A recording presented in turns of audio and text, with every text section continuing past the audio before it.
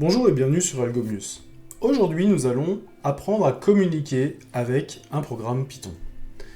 Alors, nous allons voir plusieurs aspects de cette communication, et l'idée, en fait, c'est de voir comment moi, en tant qu'utilisateur, je peux saisir des informations que le programme va exploiter, et donc je vais pouvoir influencer le déroulement de ce programme, et je vais essayer de voir aussi et comprendre comment est-ce que le programme peut m'informer des résultats qu'il est arrivé à calculer, ou des éventuelles erreurs qu'il a rencontrées, des problèmes qu'il a rencontrés, pour que moi, en tant que développeur, je puisse en fait corriger le programme pour pouvoir l'aider. Et donc cette manière de communiquer va prendre plusieurs aspects. Le premier aspect que nous allons voir, nous allons parler des commentaires dans les programmes. Les commentaires, en fait, c'est une façon de dire il y a des choses que toi tu dois exécuter dans le programme, il y a des choses que l'interpréteur Python doit exécuter, et il y a des choses que je ne mets que pour moi, que pour me souvenir en fait comment fonctionnent les choses. Voilà ce que sont en fait les commentaires. Ensuite, nous allons nous intéresser aux deux fonctions de base que sont print et input, qui vont permettre en fait de faire la communication de base entre l'utilisateur et le programme. Je vais avoir les premiers exemples de modification, de paramétrage d'un programme, et je vais aussi pouvoir récupérer les résultats. Nous allons aussi parler des descripteurs d'entrée et de sortie standard et de sortie standard d'erreur, qui vont nous permettre en fait de renvoyer le résultat d'un programme, non pas sur le terminal, mais sur d'autres flux, comme par exemple un fichier. On va voir que ça peut être quelque chose de très intéressant. Enfin, nous allons voir comment paramétrer le programme principal, comment est-ce que je peux donner des arguments à un programme, comme je le ferais par exemple avec une commande Unix. Les commandes Unix, vous savez qu'elles prennent des tas d'arguments, avec tiret quelque chose, vous pouvez donner des options, ou alors vous pouvez donner un argument pour dire sur quel répertoire elles vont travailler. Et bien tout ça, ce sont des arguments que vous donnez à la commande, et ces arguments que vous donnez à la commande, eh bien, ça va influencer le déroulement de la commande. Comment est-ce que je peux écrire en Python quelque chose qui s'apparente à une commande shell? Eh bien, nous allons voir comment est faite cette gestion des paramètres. Et puis, nous terminerons notre programme, comme notre vidéo, par la valeur de retour d'un programme. Alors, la valeur de retour d'un programme, c'est quoi? C'est tout simplement quand un programme se termine, il a la possibilité, juste avant de se finir, de renvoyer une valeur numérique. Alors on dit d'habitude que quand il renvoie la valeur 0, c'est qu'il s'est bien terminé, quand il renvoie autre chose, c'est que c'est un code erreur que l'on peut identifier.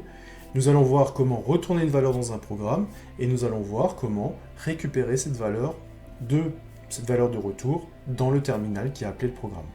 Donc on a pas mal de pain sur la planche, donc on va se lancer rapidement. Nous allons donc identifier toutes les instructions qui nous permettent de communiquer avec le programme. Et la première, eh bien, tout simplement, nous allons voir déjà les commentaires. Alors les commentaires, c'est tout simplement une façon d'écrire certaines instructions et de dire en fait à l'interpréteur, ça c'est pas pour toi, c'est pour moi en tant qu'utilisateur. Ça me permet en fait de me laisser des informations dans du code et en fait ce code ne sera pas en fait interprété. Donc il n'y aura aucun résultat de code qui sera affiché sur la machine. Alors justement, les commentaires permettent d'isoler les instructions qui sont pour le développeur ou pour l'utilisateur des instructions qui sont à exécuter par la machine. Voilà. Alors en Python, il y a deux façons d'écrire des commentaires. Il y a ce que l'on appelle en fait le commentaire en ligne, et il y a en fait ce que l'on appelle le commentaire multiligne ou le commentaire en bloc. Et nous allons voir en fait ces deux façons de mettre en place des commentaires. Alors je vais utiliser au cours de cette vidéo un document Jupyter Notebook que vous pouvez récupérer vide dans la description de cette vidéo. La description va vous amener vers un répertoire GitHub où vous allez pouvoir récupérer ce fichier vide. Alors voilà comment il se présente. Donc c'est un fichier au format PYNB, donc Jupyter Notebook, qui contient à la fois donc du Markdown et qui contient des blocs de code. Donc cette première partie, on va parler des commentaires et on va voir les deux commentaires que je vais écrire. Alors si j'écris par exemple « Ceci est un commentaire », on voit en fait tout simplement des soulignements en rouge qui apparaissent. Pourquoi? Tout simplement parce que Python essaye d'interpréter cette phrase et en fait il ne comprend absolument pas ce qu'il faut faire, il n'y a absolument pas de mots-clés, il n'y a aucun élément de structure qu'il reconnaît. Donc si je préfixe cette phrase maintenant par un dièse, vous voyez que la coloration syntaxique fait maintenant que cette expression est passée en vert, et dans les langages de programmation, souvent ce qui est en vert, c'est du commentaire. Et donc vous voyez que cette fois-ci, je n'ai plus d'erreur, je n'ai plus de soulignement. Python a compris que c'était un commentaire. Si j'exécute cette instruction, par contre, eh bien, je m'aperçois en fait que l'exécution a bien été faite, success, mais qu'en fait, il n'y a aucun résultat, puisque j'ai que du commentaire, et donc il considère en fait que c'était pas pour lui, et qu'il n'y avait rien à faire dans cette ligne. Ok. Donc, ça, je peux écrire un commentaire quand je mets un dièse sur la première ligne, en croisillon. Je peux aussi avoir, en fait, c'est tout ce qui suit le croisillon qui va être du commentaire. Donc, imaginons, par exemple, que j'affiche quelque chose. Par exemple, ceci n'est pas un commentaire. Voilà. Donc là, vous voyez bien que le print, il l'a mis en jaune, il a reconnu la fonction print qui permet d'afficher. Il a mis en orange ce qui était entre double quotes puisqu'il l'a considéré comme une chaîne de caractères. Et à partir du moment où je mets un croisillon, il va me dire mais ceci en est un. Voilà, il aura considéré en fait que le print, il doit bien l'exécuter, mais ce qui est en vert derrière, il n'a rien à faire. Et donc vous voyez qu'il écrit bien ceci n'est pas un commentaire, et il laisse complètement tomber la partie commentaire qui suit. Ok. Alors parfois on a envie de documenter à l'aide d'un commentaire l'usage d'une fonction et on a besoin en fait d'avoir un commentaire multiligne. Alors il y a une solution qui est proposée par Python qui vous propose de passer par 3 fois des doubles quotes. Voilà, je les ouvre et je les ferme. Et ici en fait on peut écrire donc que ceci est un commentaire sur plusieurs lignes. Voilà. Là, j'ai un commentaire sur plusieurs lignes. Encore une fois, ces instructions ne seront pas exécutées. Alors, ça peut paraître un petit peu étrange parce que, en fait, on ne voit pas la couleur verte des commentaires habituellement. On a plutôt la couleur orange de la chaîne de caractères. Et si on l'exécute, effectivement, vous voyez bien que c'est bien la chaîne de caractères qui est écrite, donc elle a bien été interprétée. Sauf que cette chaîne de caractères, en fait, on la donne à aucune fonction. On ne la donne en paramètre à rien, et donc en fait il ne va rien en faire. Et vous voyez que là, il y a bien une différence entre les deux façons d'écrire un commentaire. Celui-là en vert est complètement ignoré, alors que celui-ci c'est une chaîne de caractères qui n'est passée à aucune fonction. Voilà, mais c'est deux façons de pouvoir écrire un commentaire dans un programme, commentaire qui n'aura donc aucune incidence sur le déroulement des différentes instructions du programme. Alors dernière chose, si jamais vous avez un dièse dans une chaîne de caractères, eh bien ce dièse ne sera pas interprété comme étant un commentaire. Si par exemple ici j'écris une chaîne de caractères et que je la commence par dièse, eh bien ici, du coup, ce n'est pas un commentaire. Le fait que le croisillon soit dans la chaîne de caractères, eh bien on considère tout simplement que l'on veut écrire le signe et qu'à aucun moment on veut interpréter le signe comme étant le signe de commentaire. Et donc vous voyez bien ici que tout a été écrit. Ici, ce n'est pas un commentaire puisqu'effectivement le croisillon est considéré comme une chaîne de caractères. Donc voilà, c'est intéressant de voir ça dès le départ puisque quand on apprend à développer, souvent, quand on a compris une fonction, on a envie de mettre un petit commentaire pour se remémorer comment est-ce qu'elle fonctionne. Donc là, vous avez plusieurs façons en fait de mettre en place des commentaires sur les différentes choses que nous allons aborder dans la programmation Python. Ok, pour cette partie commentaire, on a tout dit. Ok. Maintenant, ce qui va nous intéresser, c'est de pouvoir communiquer avec le programme. Alors, qu'est-ce que j'appelle communiquer avec un programme ? Eh bien, je voudrais que le programme puisse, par exemple, me donner le résultat. S'il passe en fait du temps à calculer et qu'à la fin il n'arrive pas à me donner le résultat, ben, ce programme ne me sert à rien. Et je voudrais moi aussi pouvoir influencer sur le déroulement du programme. Je voudrais pouvoir paramétrer le programme. Si je lui demande une opération, j'ai envie de pouvoir lui fournir les opérandes et pour qu'il puisse en fait calculer des choses différentes. Si par exemple j'ai un programme de multiplication, j'aimerais qu'il puisse me calculer 3 fois 5 dans un premier temps, et puis qu'il me calcule 7 fois 4 dans un deuxième temps, et ainsi de suite. Et donc j'aimerais pouvoir lui donner moi-même les paramètres pour qu'il ne calcule pas toujours la même chose. On va voir qu'en Python, il y a deux fonctions qui nous permettent de faire les communications de base avec un programme, qui sont la fonction print que l'on vient de voir, qui permet d'afficher quelque chose pour l'utilisateur, et la fonction input, qui va faire le trajet inverse, c'est-à-dire que l'utilisateur va pouvoir saisir quelque chose que le programme va pouvoir lire. Donc grâce à ces deux fonctions, on a une communication de la machine vers l'utilisateur avec print, et on a une communication de l'utilisateur vers la machine avec input. Alors ça fait partie des deux premières fonctions que l'on apprend dans un langage de programmation, pas seulement en Python, hein. La fonction d'affichage et la fonction de lecture, peu importe le langage que vous allez apprendre, ce sont les deux premières fonctions que vous allez apprendre. Tout simplement parce que s'il n'y a pas de fonction d'affichage, vous n'arrivez pas à voir le résultat de votre programme, ce qui est plutôt embêtant. Et pourtant, même si ces deux fonctions de base, et que l'on apprend très tôt dans la programmation, on s'aperçoit souvent que ces fonctions, elles ont énormément de paramètres et énormément de façons différentes de l'utiliser. Et c'est une bonne chose, à la limite, de jeter un coup d'œil à la documentation de ces deux fonctions pour voir tout ce dont elles sont capables. On va s'apercevoir que des fois, on se creuse la tête pour trouver comment afficher telle chose, alors que c'est déjà prévu dans la fonction print et qu'il y a un paramètre justement fait pour ça. Donc c'est pas mal, en fait, d'explorer ce que l'on peut faire avec ces deux fonctions.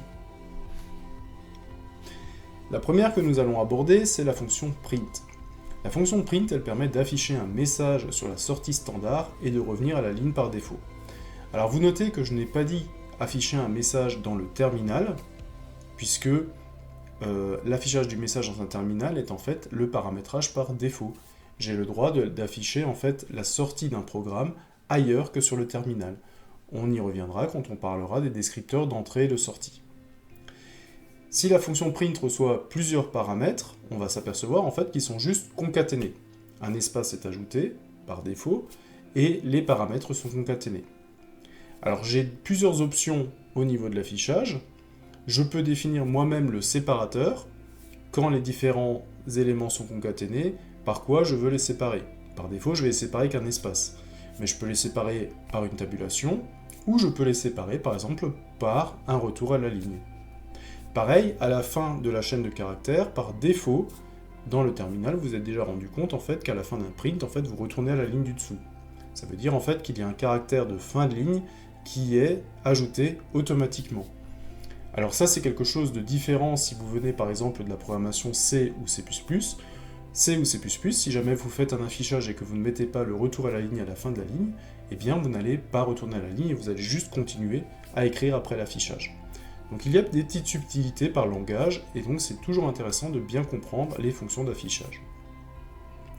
Il est également possible de formater une chaîne en paramètres. Ça c'est les chaînes de caractères formatées. Alors ça c'est quelque chose d'un peu plus long et qui dépasserait le cadre de cette vidéo, mais on reviendra dessus dans une vidéo spécifique qui va parler des chaînes de caractères. Ok, alors je vous propose de voir quelques exemples avec cette fonction d'affichage, voir ce que l'on peut mettre en place. Je vais reprendre mon petit Jupyter Notebook. Voilà. Je vais m'occuper cette fois-ci de la fonction print. Alors basiquement, le print, si jamais je fais un print et que je fais un bonjour, voilà, et que je l'exécute, je vais effectivement afficher bonjour. Ok. Alors, là je suis pas dans un terminal, je suis sur un Jupyter Notebook, mais si par exemple je répète la fonction print, pour dire par exemple bonjour à tous,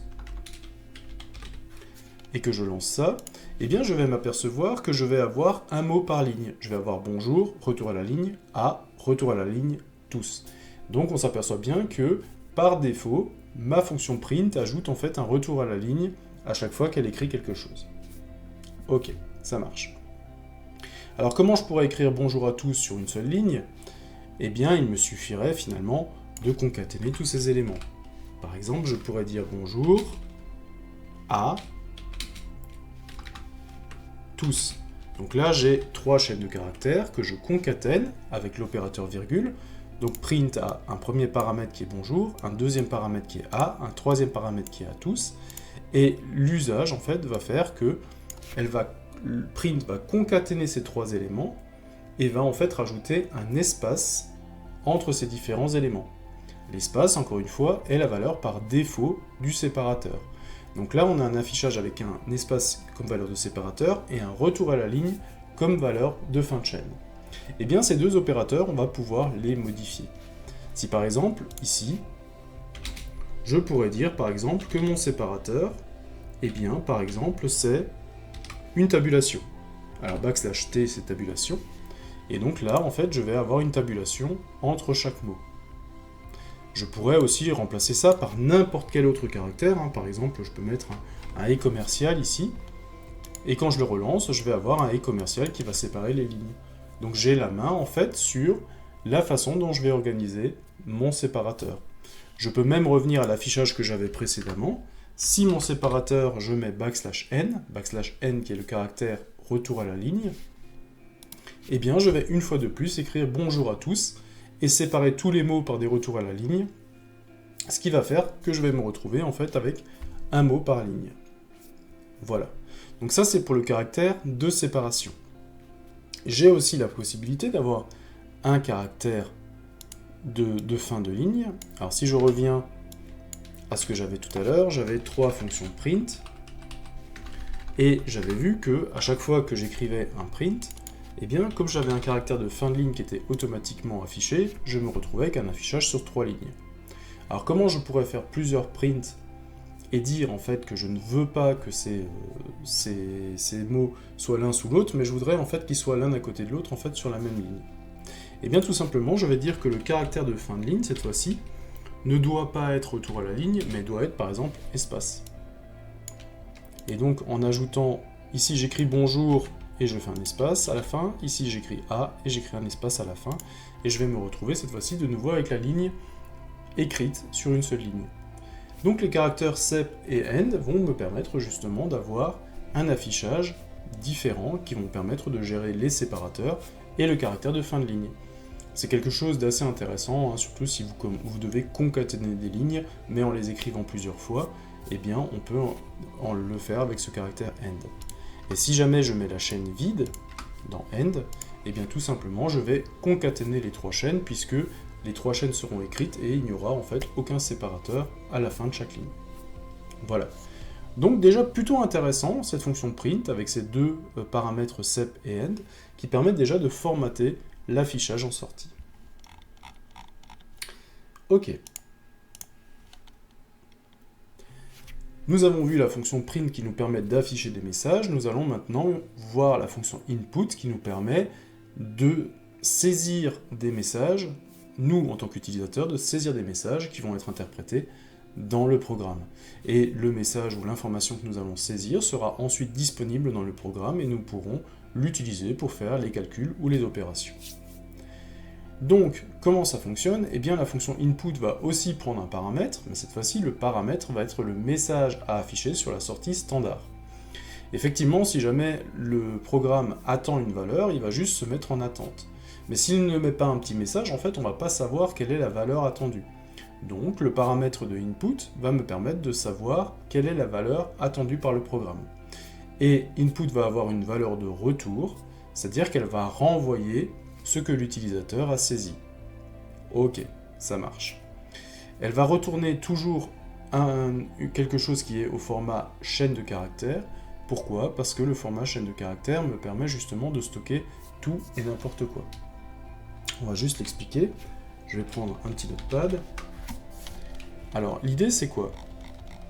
L'idée c'est que potentiellement, si je demande une information à mon utilisateur, il peut me saisir un nombre entier, il peut me saisir un nombre à virgule, ou il peut me saisir une chaîne de caractères.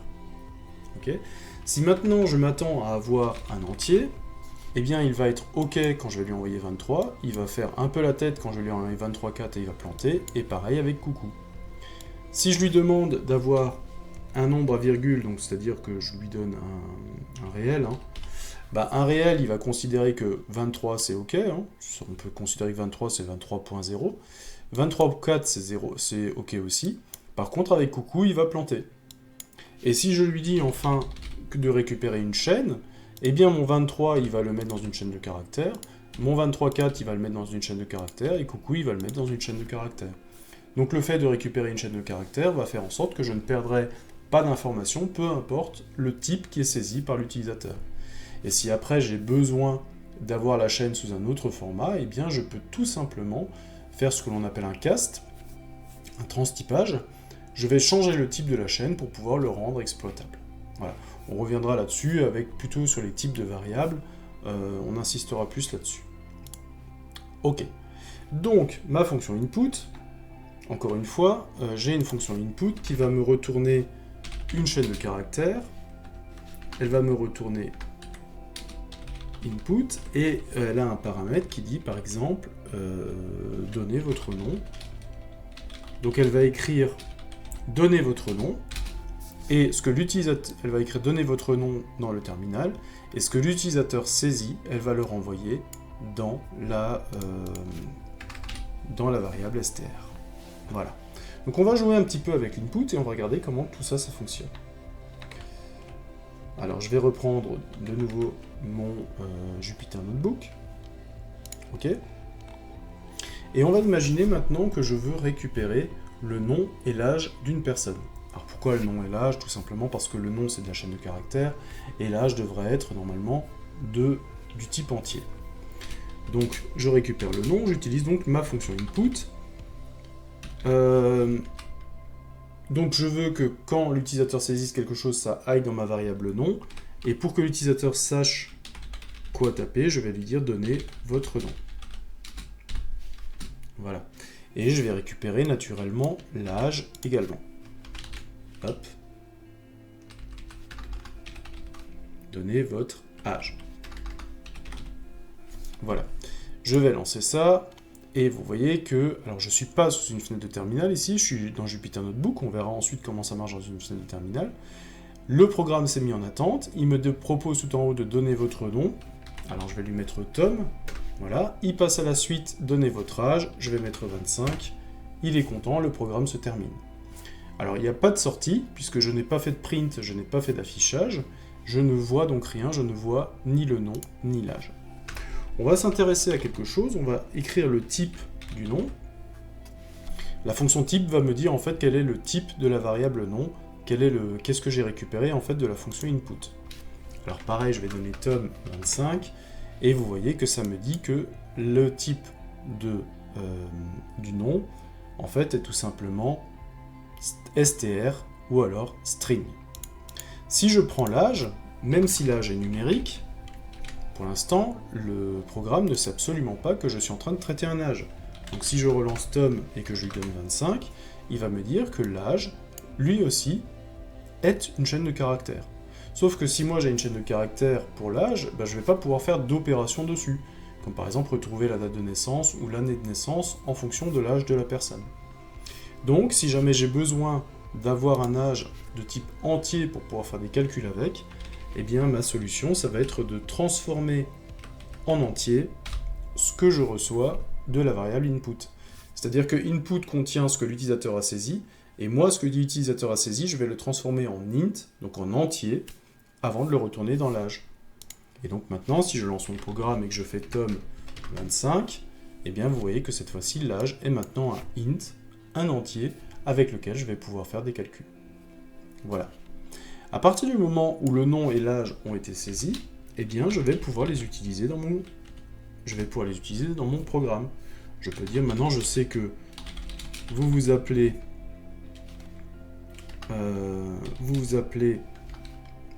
comment? Ce qui a été saisi dans la variable nom, et vous avez quel âge? Vous avez ce qui a été saisi dans la variable âge en... Voilà. Je relance mon petit programme, donc je vais mettre Tom et je vais mettre 25, et le programme me dit vous vous appelez Tom et vous avez 25 ans. Donc ça veut dire que le programme a bien compris les informations que je lui ai transmises, et je vais pouvoir en fait continuer à effectuer mes instructions, cette fois-ci, avec les variables avec lesquelles j'ai paramétré le programme. Donc ça peut être très intéressant, puisque ça peut influencer la façon dont un programme va réagir en fonction d'informations fournies par l'utilisateur. Ok, ça marche. Intéressant. On va parler maintenant de quelque chose qui rythme la vie un petit peu des développeurs, c'est les erreurs. Alors les erreurs, pourquoi est-ce qu'on y est tellement attaché quand on est développeur? Eh bien tout simplement parce que un programme qui marche bien, finalement, nous fait très peu de soucis et nous fait très peu de travail. Par contre, un programme qui ramène des erreurs, eh bien, il faut y jeter un œil. Alors les erreurs peuvent être diverses, ça peut être les données en entrée qui sont fausses, ça peut être un cas qui n'a jamais été rencontré avant, ou ce genre de choses, mais en tout cas, il faut garder un œil sur ces erreurs-là pour continuer à faire évoluer le programme corriger ces erreurs, optimiser le programme pour que ces erreurs ne surviennent plus. Alors en Python, on a la possibilité d'afficher une erreur. Une erreur pour dire, voilà, il y a des affichages pour dire que ça se passe bien, et il y a des affichages pour dire, attention, quelque chose se passe mal, il faudrait peut-être regarder un petit peu ce qui se passe. Ok, donc on va essayer de prendre des bonnes pratiques, et de dire que tout ce qui concerne des messages d'erreur va se retrouver en fait sur la sortie standard d'erreur. Alors on reviendra sur les sorties standards, on va juste essayer de voir comment est-ce que ça se traduit en Python. Ça se traduit en Python, je vais avoir besoin cette fois-ci de la bibliothèque système, donc celle-là c'est la bibliothèque sys, SYS, abrégé, et donc je vais être obligé de faire un import sys pour dire, voilà, je vais m'appuyer sur la bibliothèque système, et donc un import sys va dire importe dans le programme toutes les fonctionnalités apportées par la bibliothèque système, et je vais pouvoir les utiliser. Et dans la bibliothèque système, il y a deux choses qui vont nous intéresser. Il y a le descriptif de la sortie standard stdout, et le descriptif de la sortie standard d'erreur stderr. Voilà. Et donc, en fait, grâce à ces deux descripteurs, je vais pouvoir faire un choix. Est-ce que j'écris est-ce que j'écris sur la sortie standard ou est-ce que j'écris sur la sortie standard d'erreur? On va reprendre en main notre notebook et on va essayer de voir ce que l'on peut faire. Alors la première chose que j'ai à faire, il faut que je fasse un import de la bibliothèque système. Alors celle-là, vous n'êtes pas obligé de l'installer, elle est automatiquement installée au moment où vous installez Python. C'est pas la peine de faire un pip install sys. C'est une bibliothèque en fait qui de base est déjà inclus dans Python. Il y en a quelques-unes comme ça, un sys OS. Vous n'aurez pas besoin de les installer. Et ensuite, on va afficher quelque chose et on va dire voilà, j'écris sur la sortie standard. Voilà. Et donc je vais écrire file égale 6. Alors 6 points, ça veut tout simplement dire que je cherche quelque chose dans la librairie système. Et qu'est-ce que je cherche dans la librairie système? Quelque chose qui s'appelle stdout. Voilà. Et en dessous, bah, je vais tout simplement écrire, voilà, stderr, j'écris sur la sortie standard d'erreur. Alors je vais juste me permettre d'enlever les accents pour pas avoir des problèmes d'affichage. Voilà. J'écris donc la première phrase sur la sortie standard et sur la deuxième sur la sortie standard d'erreur. Quand je lance le programme, en fait, je m'aperçois qu'il y a juste les deux qui ont été écrits dans mon Jupyter Notebook. Il n'y a absolument aucune différence, les deux ont été écrites. Alors pourquoi est-ce que je fais la différence? Pourquoi est-ce que j'écris la première dans la librairie standard d'erreur, dans la librairie standard, pardon, sortie standard, et la deuxième dans la sortie standard d'erreur? Et bien ça vient du fait que les deux, par défaut, en fait, affichent le retour dans le terminal par lequel elles ont été appelées. Mais ça ne veut pas dire en fait que j'ai écrit sur le même flux, c'est tout simplement que les flux s'affichent de la même manière. À partir du moment où j'ai écrit sur deux flux différents, je vais pouvoir faire ce que l'on appelle des redirections de flux, c'est-à-dire que je vais pouvoir dire à chacun des flux qu'il n'est pas obligé de s'écrire sur le terminal, il va pouvoir s'écrire ailleurs. C'est justement ce que l'on va voir maintenant, comment est-ce que je vais pouvoir diviser mes erreurs de ce qui se passe correctement.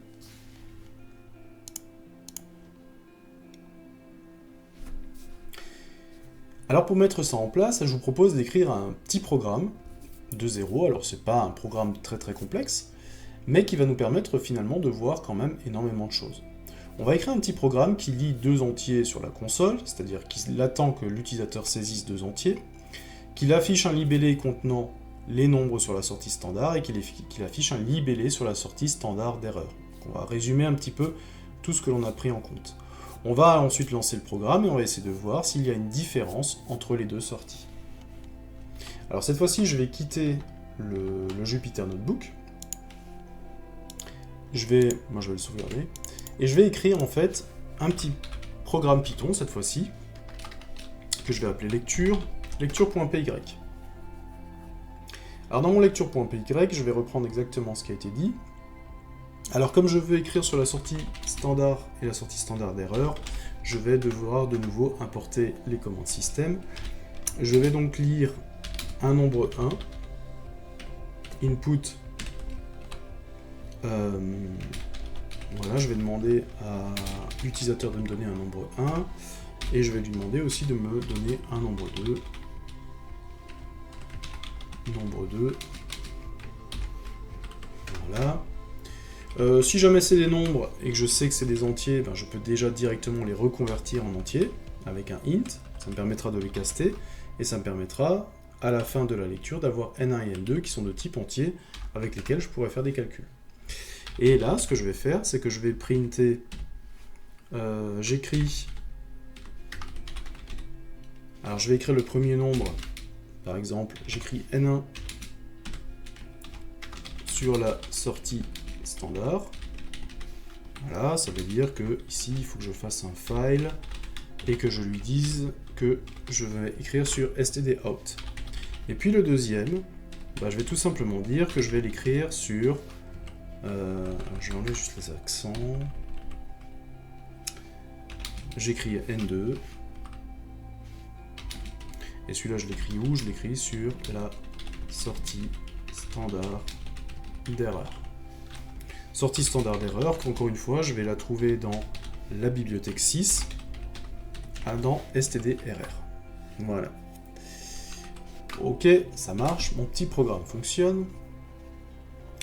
Et je vais donc ouvrir un terminal, new terminal, voilà. Je vais me mettre en commande prompt, voilà. Et je vais faire un Python et lancer mon Python sur lecture.py. Il me demande un nombre 1, je mets 25, il me demande un nombre 2, je mets 12.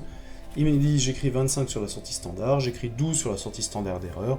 Ça n'a rien changé, même si je l'exécute dans le terminal, je m'aperçois que les deux sorties s'affichent sur le terminal.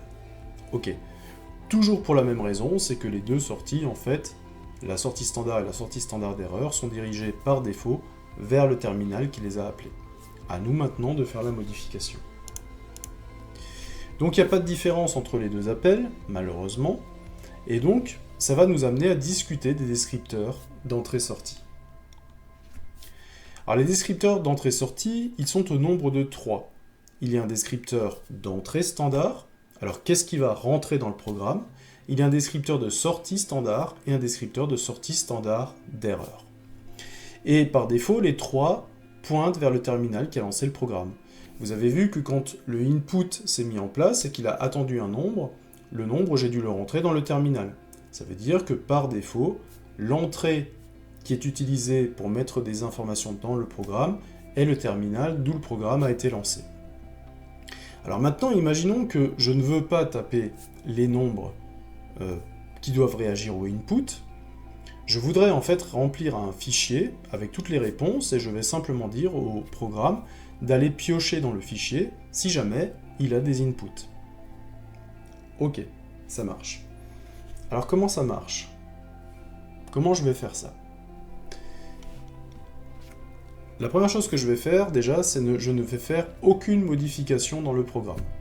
Mon programme, il a deux inputs. Voilà, il a deux inputs qui récupèrent un nombre n1 et un nombre n2, et ensuite il écrit n1 sur la sortie standard et n2 sur la sortie standard d'erreur. Je ne vais toucher à rien, je ne vais pas toucher le moindre caractère, aucune ligne. Ok. On va créer un fichier texte dans le même répertoire que l'exécutable. Alors je pourrais le créer ailleurs, mais je ne veux pas en fait gérer des histoires de chemin. Hein. Donc je vais créer tout simplement un fichier texte dans le même répertoire que l'exécutable. Et sur la première ligne du fichier, je vais mettre un nombre. Sur la seconde, je vais aussi mettre un nombre. Et en fait, on va essayer de faire en sorte que le contenu du fichier concorde en fait avec les différents inputs qui sont demandés dans le programme.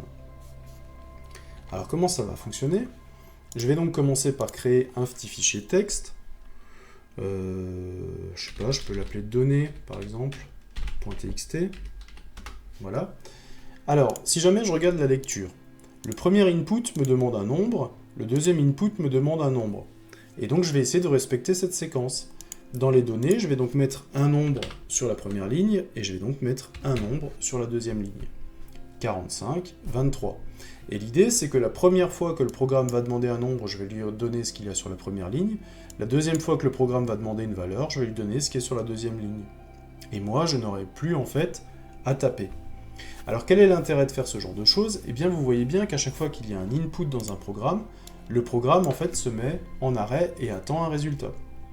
Ça veut dire que, par exemple, si vous avez un programme qui prend 1 heure de traitement, et puis ensuite il vous demande s'il doit passer à la suite, et vous devez répondre oui ou non, en fait, il va se mettre en attente jusqu'à ce qu'il ait une réponse. Et donc, ça peut être assez embêtant d'avoir à renseigner cette réponse. On pourrait peut-être se dire, bah voilà, cherche la réponse dans un fichier, si jamais tu en as besoin. Donc, l'idée, c'est que quand il va demander le nombre 1, on va lui donner 45, et quand il va demander le nombre 2, eh bien, il va prendre le 23. Alors, comment je vais faire pour que ça fonctionne? Eh bien, je vais utiliser la syntaxe de la redirection de l'entrée standard. Quand je prends mon programme.py et que je lance Python dessus, je vais exécuter mon programme. Et là, je vais lui dire, en fait, avec le signe inférieur, de dire, voilà, eh bien, l'entrée standard, cette fois-ci, ça va pas être le terminal, ça va être mon fichier.txt. Donc à chaque fois que tu as besoin de quelque chose, ne va pas chercher sur le terminal, mais va chercher dans le fichier. Et donc c'est le contenu du fichier qui sera lu, au lieu d'attendre une réponse de l'utilisateur. Ok. Alors, est-ce que ça marche? Eh bien, on va essayer de lancer mon programme de lecture, qui normalement n'a pas changé, et je vais lui dire cette fois-ci que, au lieu de chercher les informations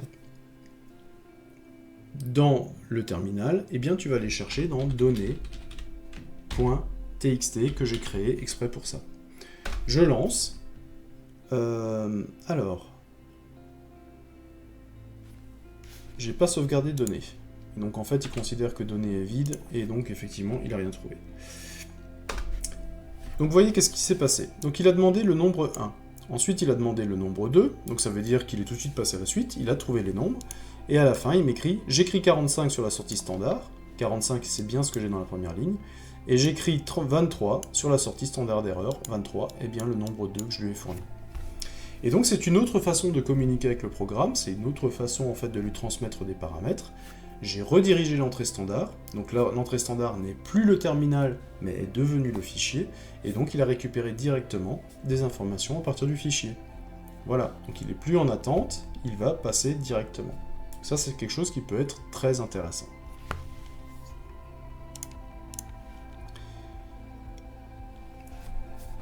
Si on peut changer l'entrée standard, c'est-à-dire les données qu'on donne au programme, nous avons aussi la possibilité de modifier la sortie standard.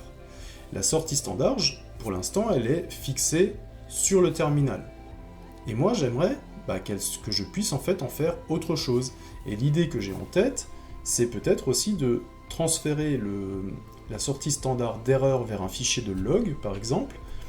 Je pourrais créer un fichier de log dans les traitements, par exemple, qui passent la nuit, et toutes les erreurs qui passent dans les traitements de nuit seraient écrites en fait dans un fichier de log. Ce qui me permettrait le matin, quand j'arrive au boulot, de directement ouvrir mon fichier de log et de voir tout ce qui s'est mal passé pendant la nuit. Je ne suis pas obligé de chercher du coup les messages d'erreur en plein milieu de messages, d'informations ou de statistiques qu'il pourrait y avoir dans mes programmes. Ça me permettrait de filtrer vraiment qu'est-ce qui est en erreur. Et donc cette fois-ci, là où j'avais pas de descripteur dans l'entrée, en sortie, je suis obligé de dire ce que je redirige. Est-ce que je redirige la sortie standard ou est-ce que je redirige la sortie standard d'erreur? Et il est possible de rediriger naturellement les deux. Alors imaginons que je reprenne mon petit programme. Dans mon petit programme, normalement, j'ai donc les nombres, j'attends deux nombres, 1 et 2, et normalement j'écris N1 sur la sortie standard et N2 sur la sortie standard d'erreur. Donc j'ai vu que la sortie standard c'était le descripteur 1, et la sortie standard d'erreur c'était le descripteur 2. Ok, alors ce que je vais faire tout simplement, c'est que je vais relancer lecture, et je vais dire en fait que toutes les erreurs, donc tout le descripteur 2, tu vas me les mettre dans erreur.txt. Voilà. Je vais lancer mon petit programme. Donc il m'a créé erreur.txt, mais j'aurais bien aimé qu'il continue quand même à me poser la question. Alors pourquoi il ne me demande plus? Ah oui. Non. Alors normalement il aurait... Pourquoi est-ce qu'il me demande... Alors il me demande mes deux nombres, alors je vais lui donner 25 et 12. Et il m'écrit 25 sur la sortie standard. Ok, et pourquoi est-ce qu'il m'a écrit nombre 1 et nombre 2 sur la sortie d'erreur? Tiens, c'est étrange ça. Normalement il aurait dû me les écrire sur la sortie standard. Donc il me dit bien à la fin, j'écris... Bon, il faudrait que je vérifie pourquoi. Donc il m'écrit 25 sur la sortie standard, je n'ai pas redirigé la sortie standard, donc la sortie standard est toujours le terminal. Et par contre, dans le fichier erreur.txt, il m'a écrit j'écris 12 sur la sortie standard d'erreur. Ok, ça marche. Si maintenant je veux rediriger à la fois vers les erreurs et vers la sortie standard, je pourrais faire par exemple, je renvoie quelque chose vers l'erreur et je renvoie quelque chose vers sortie.txt. Voilà. Je relance mon petit programme, il me demande deux nombres, donc 25 et 12. Et donc, erreur, j'écris 12 sur la sortie standard d'erreur. Et sortie, nombre 1, nombre 2, j'écris 25 sur la sortie standard. Tiens, là, il me les écrit sur la sortie standard normale. Bon. Et donc, vous voyez que les différentes écritures, cette fois-ci, ont bien été séparées. Et donc, c'était bien intéressant, depuis le début, de faire la distinction entre la sortie standard et la sortie standard d'erreur. Maintenant que je peux les diviser, eh bien, je peux les mettre dans mon fichier. Voilà.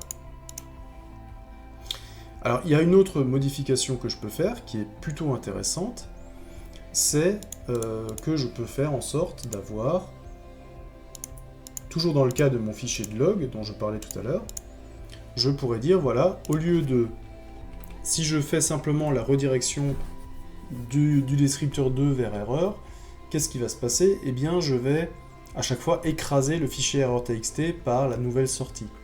Par contre, si je mets deux sigles supérieurs de suite, au lieu d'écraser le contenu de erreur.txt, je vais juste écrire à la fin du fichier. Et donc là, si je relance plusieurs fois mon programme, eh bien en fait, on va voir que erreur, ça se cumule. Au lieu d'écraser le contenu, à chaque fois que je vais relancer, eh bien je vais avoir une nouvelle ligne qui va s'afficher. Ça peut être très intéressant parce que c'est justement ce qui va me permettre en fait de remplir ma log. Et naturellement, les redirections de sortie et les redirections d'entrée sont parfaitement compatibles, c'est-à-dire que je peux avoir mes données txt en entrée standard et rediriger la sortie et l'erreur. Vous voyez que j'ai les deux en fait qui se cumulent. Donc j'ai le donné qui est la redirection d'entrée, sortie qui est la redirection d'entrée standard, de sortie standard, et l'erreur.txt qui est la redirection du descripteur de sortie d'erreur. Voilà, donc tout est cumulable. Ouais, donc ça on l'a fait. Ok, ça marche. Très bien, donc là ça marche. Encore une façon de dialoguer avec le programme, ça va simplement être cette fois-ci de travailler en fait avec... ça va être par exemple de travailler avec des paramètres. Alors si vous êtes des habitués du terminal, hein, en shell, par exemple, alors ici j'ai Cygwin, hein, mais c'est un peu pareil, vous savez par exemple que la commande ls, eh bien, elle va vous donner le contenu tout simplement d'un répertoire. Et puis vous savez que si vous faites ls-lia, eh bien vous allez en plus avoir des paramètres qui vont gérer les droits, qui vont gérer les nodes et tout ça. Et donc ça veut dire que la commande ls, c'est mon programme de base, c'est ma commande de base, et ensuite je peux lui donner des options ou des paramètres. Et ces paramètres en fait influent l'affichage de ma commande. Alors cette fois-ci, c'est pas de la redirection, hein, c'est tout simplement des paramètres que je donne en fait à mon programme. Alors est-ce que je peux faire pareil avec Python? Bien évidemment que oui. Je vais pouvoir avoir des paramètres pour mon programme principal. Alors si vous venez par exemple des langages de programmation comme C ou C++, vous savez en fait que les paramètres de la fonction sont directement dans la fonction main puisqu'il y a une fonction main. Sauf qu'en Python en fait il n'y a pas de fonction main. Tout ce qui n'est pas dans une fonction est considéré comme la fonction main. Alors comment je vais récupérer ces paramètres?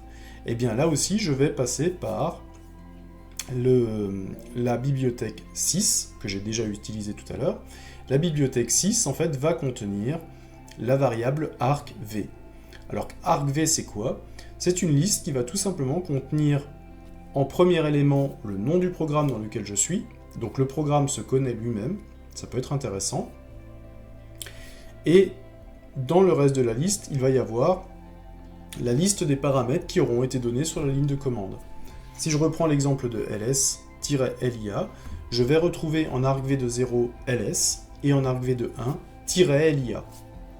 Et donc je vais pouvoir parcourir argv, et en fonction des différentes valeurs que je trouve dans cette variable argv, eh bien je vais pouvoir faire réagir mon programme différemment en fonction des paramètres avec lesquels il a été appelé.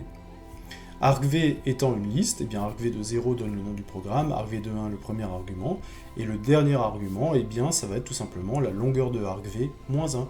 Longueur de argv, ça me donne en fait la taille, le nombre d'éléments qu'il y a dans argv. Donc le nombre de paramètres plus le nom du programme. Ok. Alors on va essayer de faire une petite application pour voir comment tout ça, ça marche.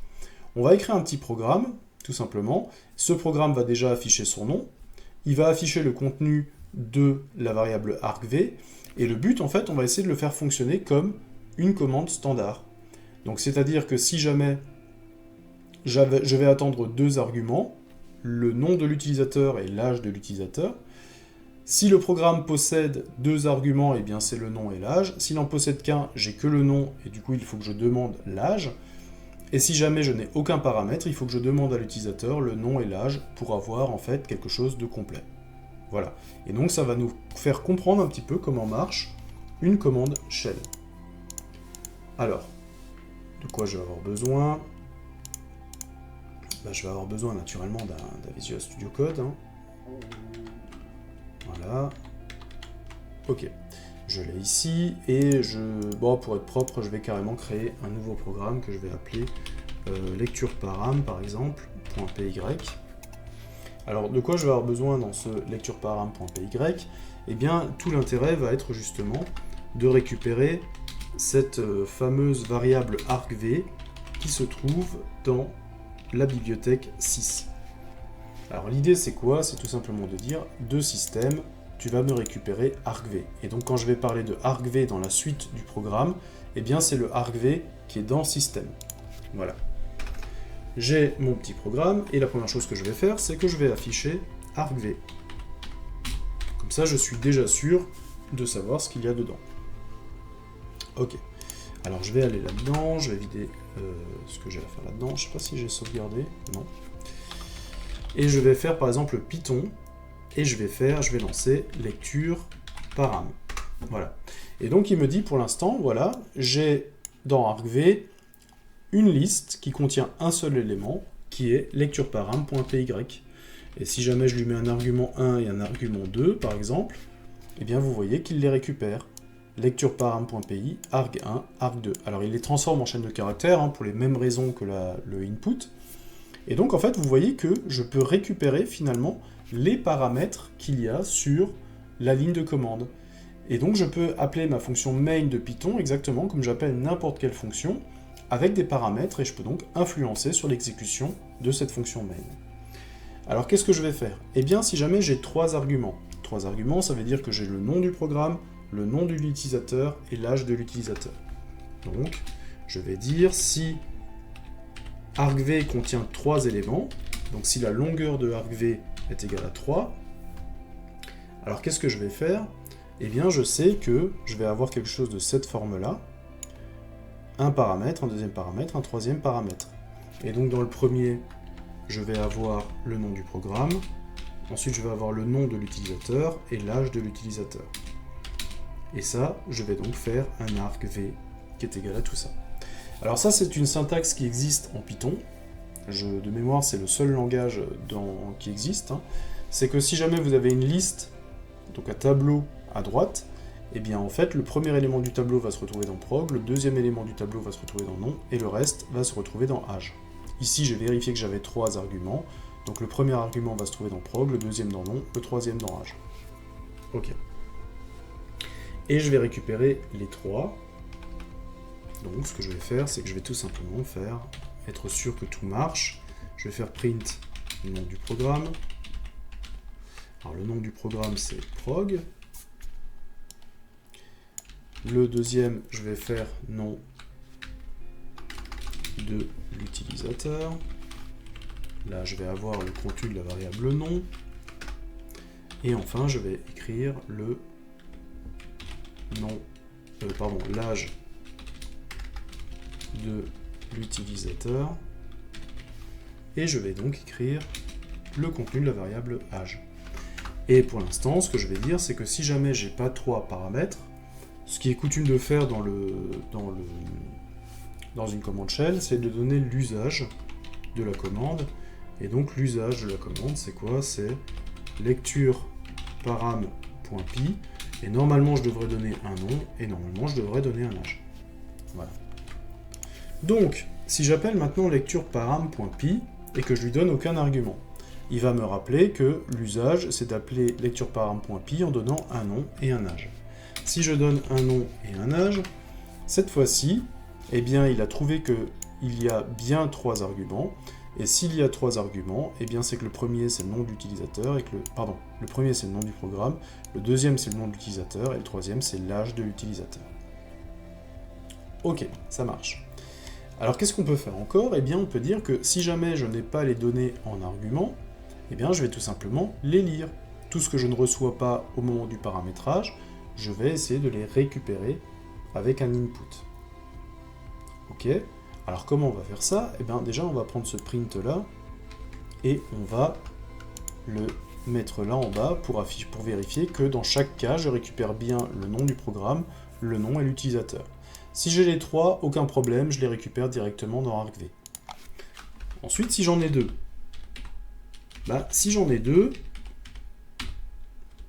qu'est-ce que je vais faire? Si j'en ai deux, ça veut dire que je récupère prog et nom dans argv. J'obtiens bien le nom du programme et le nom de l'utilisateur. Par contre, il ne m'a pas transféré son âge, sinon j'aurais normalement trois arguments. C'est pas très grave, l'âge, je vais juste la lire. Je vais donc utiliser la fonction input et je vais dire par exemple merci de donner votre âge. Voilà. Et si jamais, en fait, je n'ai qu'un seul paramètre, si j'ai qu'un seul paramètre, ça veut dire que je n'ai que le nom du programme et que je n'ai ni le nom, ni l'âge. Eh bien, dans ce côté-là, ce que je vais faire, c'est que je vais déjà récupérer le nom du programme comme étant le premier élément de argv, et ensuite, je vais devoir lire l'âge, comme je l'ai fait ici, et je vais devoir aussi lire le nom. Voilà, merci de donner votre nom. Voilà. Ça marche. Et donc le else ici, il va se déclencher seulement quand j'aurai ni 1, ni 2, ni 3. C'est-à-dire quand j'ai donné 3 arguments en fait. Trop d'arguments. Donc qu'est-ce qui va se passer? Alors si jamais je donne tom25, je récupère nom de param tom25. Si je donne que tom, eh bien, il va me dire que j'ai lecture pays et tom. Je suis dans le cas où je n'ai que 2 arguments, et donc il me demandera de donner mon âge. Je vais donner 12, et donc il aura récupéré nom du programme, tom et 12. Et si jamais je ne donne aucun argument, eh bien là il me demandera mon nom, donc tom, mon âge, et donc il relira de nouveau les 3. Voilà comment on peut faire fonctionner une petite commande. Et si jamais maintenant je donne trop d'arguments, imaginons que je donne tom 25 Paris, et là il va s'arrêter sur la ligne 15. Oui, puisque normalement ici j'aurais dû sortir. En fait j'aurais dû sortir parce que j'ai trop d'arguments. Et donc en fait, comme il a rien dans prog, nom et âge, en fait il n'a rien à afficher. Ok, pas grave. Ça va nous amener sur le dernier cas justement, ce qui est plutôt intéressant. Ok.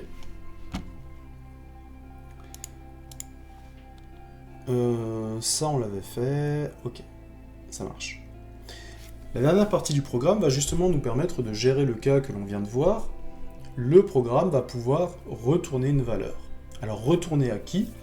Eh bien il va le retourner à la fenêtre de terminal qu'il a appelée. Et donc on a la possibilité à la fin du programme de renvoyer une information, et cette information elle est souvent utilisée pour dire si le programme s'est bien terminé ou non.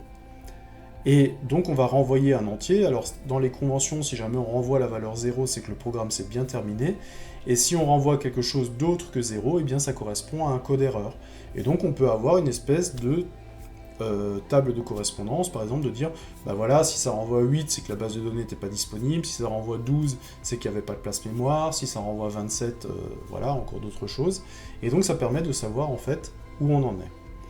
Alors qu'est-ce qu'on va faire là-dedans? On va utiliser une fonction, encore une fois, de la bibliothèque 6, et on va faire un 6.exit. Alors 6.exit, on va essayer de corriger le petit problème et le petit défaut que l'on avait. Alors là, j'ai juste argvé de 6, on va juste faire un import 6 en entier. Et ce qu'on va dire tout simplement, c'est que, ben, voilà, si jamais j'ai trouvé que c'était faux, ben, il ne faut pas que je continue dans mon programme. Et donc, je vais tout simplement faire un 6exit, donc je sors, et j'ai la possibilité de donner, en fait, un code erreur. Et par exemple, je vais dire ici, ben, je sors avec le code 8, 8, c'est que je me suis trompé dans les paramètres. Et si jamais j'arrive à la fin de mon programme, eh bien je vais faire un 6exit 0 pour dire que tout s'est bien passé. Donc ça c'est moi qui le définis, hein. J'ai parfaitement le droit de renvoyer les valeurs que je veux, et je vais les renvoyer en fait dans la fenêtre de terminal. Voilà. Et donc l'idée, c'est quoi? C'est tout simplement que maintenant, si jamais je relance Tom 25 Paris, eh bien, tout s'est bien passé. Comment je vérifie que tout s'est bien passé? Eh bien, ce qui est envoyé ici dans la commande exit, en fait, elle est stockée localement dans une variable d'environnement. Alors moi, je suis ici sous Windows, hein, et donc la variable d'environnement, ici, elle s'appelle error level. Voilà. Les variables en Windows, elles sont encadrées par des pourcentages, hein, donc si je lance error level, vous voyez que je récupère le 0 qui a été retourné par le programme. Ok. Maintenant, je vais rendre mon programme faux, c'est-à-dire que je vais faire tom25 et je vais encore mettre un troisième argument, une ville. Voilà, donc il me rappelle l'usage. Donc cette fois-ci, vous voyez qu'après l'usage, le 6exit a fait que le programme s'est arrêté. Donc cette fois-ci, il n'est pas allé plus loin, il n'a pas fait les prints. Et l'idée ici, c'est tout simplement comment je récupère mon 8. Eh bien, je vais simplement regarder ce qu'il y a dans error level, et je m'aperçois que dans error level, j'ai bien la valeur 8. Donc vous voyez que l'information a été transmise en fait au terminal. Et le terminal sait maintenant si le programme s'est terminé correctement, donc il peut tout valider, ou incorrectement, et donc il y aura peut-être une reprise à faire ou une relance du programme.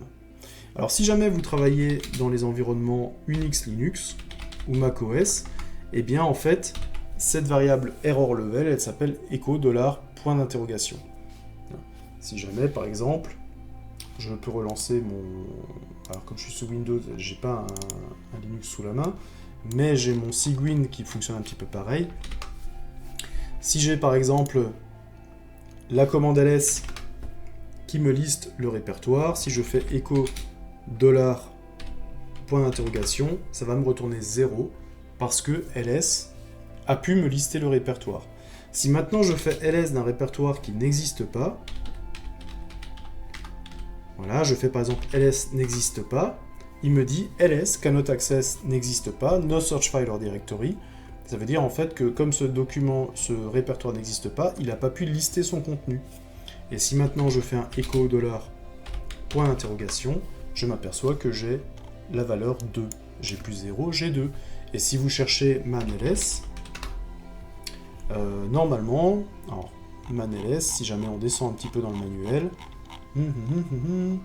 exit status 2, if serious trouble, cannot access command line argument. C'est-à-dire que l'argument que j'ai donné à ls, en fait, est quelque chose d'inaccessible. Et donc, en fait, ls a provoqué une erreur. Donc, vous voyez que cette information qui est en fait renvoyée peut être très intéressante pour débugger et comprendre en fait ce qui s'est passé. Et bien voilà ce que je voulais vous présenter un petit peu sur la communication. Donc maintenant on a tout en place pour communiquer efficacement avec l'ordinateur et qu'il nous communique les résultats et que nous on puisse aussi influencer le traitement qu'il fait. Cette partie de la programmation que nous venons de voir est très importante, puisqu'elle va nous servir tout au long de notre vie de développeur. Cette première mission, qui est de communiquer avec le programme, de pouvoir influencer sur les instructions et de pouvoir récupérer les résultats, est essentielle.